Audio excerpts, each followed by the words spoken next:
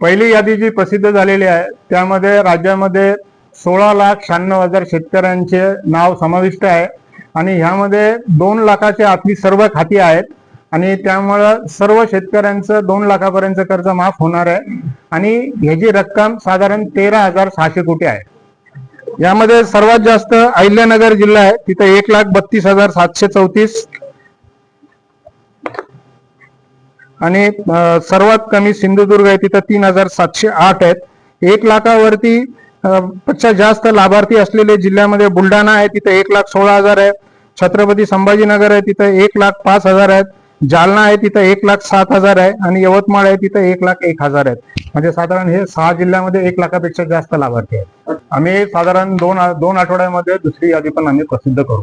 कर्जमाफीचे जे आहेत ते हे आहेत आणि बाकी प्रोत्साहनपरचे आहे। तर आता जी कर्जमाफीची आहे ते आम्ही सगळं पुढच्या महिन्यामध्ये आम्ही संपवू।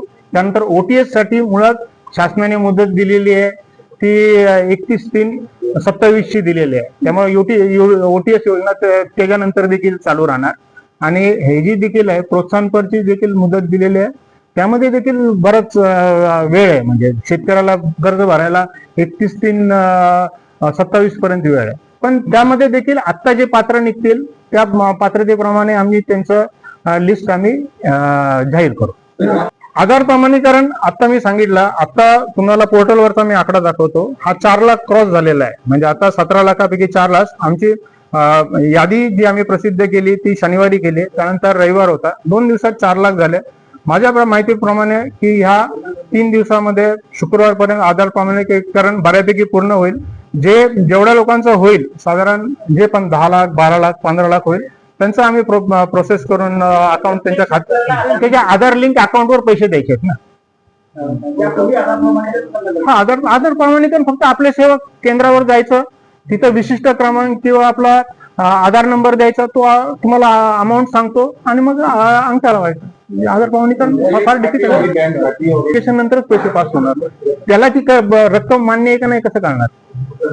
जी पैसे आम्ही देतोय त्याला त्याचं आहे का नाही त्याला दाखवावं लागेल ना। हे तुमचं 1.5 लाख आहे 75,000 आहे, तो यस म्हणलं तो घेणार, नाही म्हणलं तो ग्रीव्हन्सला जाणार। यामध्ये आम्ही सांगणार की ज्या शेतकऱ्यांना ओटीएस योजनेचा लाभ घ्यायचा आहे त्यांनी आमची ओटीएस ची यादी झाल्यानंतर लवकरात लवकर आमचं ते 2 लाखाच्या वरती रक्कम भरावी आणि जेणेकरून त्यांना लाभ लवकर देता येईल। त्यांच्या ज्या शेतकऱ्यांना असं वाटतं की आम्ही पात्र आहे पण आमचं नाव यादीत आलेलं नाहीये, त्यांनी जिल्हास्तरीय समितीकडे जावे, तक्रार नोंदवावी, तहसीलदारकडे नोंदवावी किंवा आमचे जिल्हा उपनिबंधक सहकारी संस्था आहेत त्यांच्याकडे तक्रार नोंदवावी।